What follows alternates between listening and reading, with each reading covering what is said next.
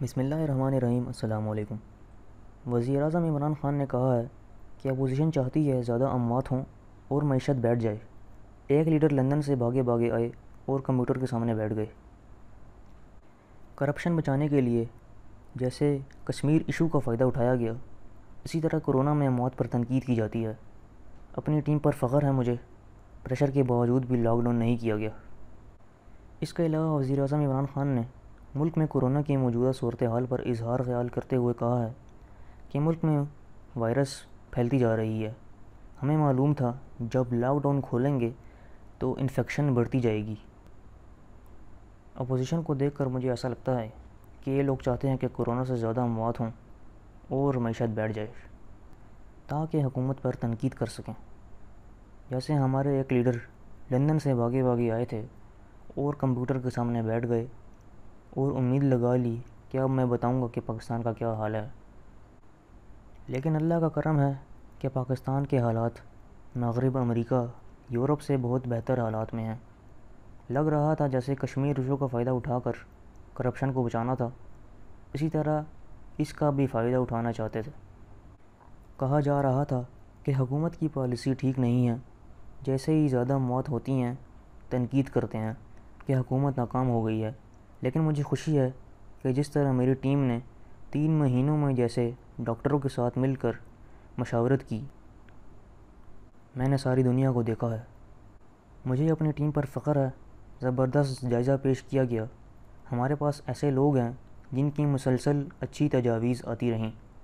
ہم پر بڑا دباؤ تھا، ہمیں لاک ڈاؤن کا پریشر تھا، لیکن ہم پریشر میں نہیں آئے۔ ہم نے وہ لاک ڈاؤن نہیں کیا جو ہندوستان یا دوسرے ممالک نے کیا۔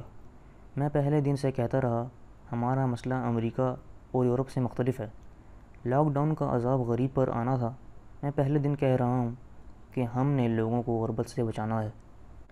اس کے علاوہ عمران خان نے بتایا کہ آج ایک سروے چھپی جس کو میں سامنے رکھنا چاہتا ہوں۔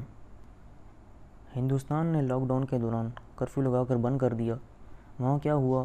ایک سروے میں سامنے آیا ہے 84% ہندوستان کے گھرانوں کی آمدنی میں نقصان ہوا۔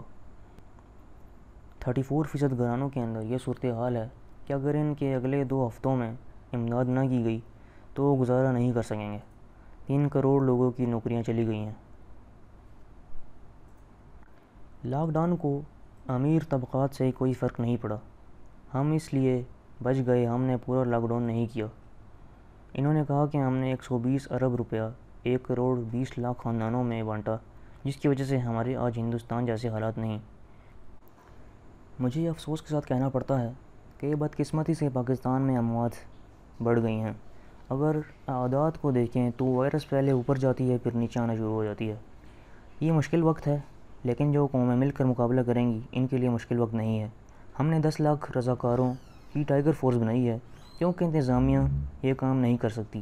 ہمیں لوگوں کو بتانا ہوگا کہ SOPs پر عمل کریں، اگر عمل نہ کیا گیا تو یہ پھیلتی جائے گی۔ انہوں نے کہا کہ پاکستان میں ماضی میں کبھی ہیلتھ سیکٹر پر توجہ نہیں دی گئی، صاحب اقتدار کو کبھی فکر نہیں تھی، انہوں نے تو اپنا علاج باہر سے کروانا ہوتا ہے۔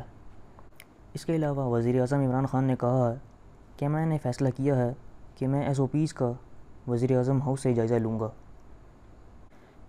اگر مارکیٹس یا دکانیں کھلتی ہیں تو کن SOPs پر چلنا ہے، یہاں سے مانیٹرنگ کروں گا۔ ہر جگہ کی رپورٹ ہے، پارکس، مساجد، شاپنگ مالز، ٹرانسپورٹ، عدالتوں سمیت ہر جگہ پر دیکھیں گے جہاں SOPs پر عمل کیا جا رہا ہے۔ اگر کہیں SOPs پر عمل نہیں ہوگا پھر ٹائیگر فورس کے ساتھ مل کر ان علاقوں کو بند کر دیں گے۔ اب میں جائزہ لوں گا اور پوری طرح سختی کروں گا۔ انہوں نے کہا کہ ہیلتھ ورکرز کو جہاد سمجھیں، ہم ہر طرح کی مدد کریں گے، ہیلتھ ورکرز کے لیے پیکج لے کر آ رہے ہیں۔ انہوں نے کہا کہ جب وائرس تھا تو 2 لیبارٹری تھیں، لیکن اب ملک بھر میں 107 کورونا ٹیسٹنگ لیبارٹریز کام کر رہی ہیں۔ پہلے 500 ٹیسٹ کرنے کی صلاحیت تھی، اب 4 گھنٹے میں 25,000 کورونا ٹیسٹ کی صلاحیت موجود ہے اور 12 لاکھ کورونا ٹیسٹنگ کی صلاحیت ہے۔ پاکستان میں وینٹی لیٹر کی تعداد 2800 تھی، لیکن آج 4800 ہے۔ 1400 مزید آرڈرز کیے ہوئے ہیں۔ ہمارے پاس ICU بیڈز 600 تھے، ICU بیڈز کی تعداد 1300 ہو گئی ہے۔ زیادہ اس لیے نہیں ہے کیونکہ اسٹاف کی ضرورت ہوتی ہے. ہمارے پاس فقدان ہے. آکسیجن بیڈز میں 2000 کا اضافہ کریں گے. 1000 بیڈ جون میں اور پھر 1000 جولائی میں تمام صوبوں کو تقسیم کر دیں گے.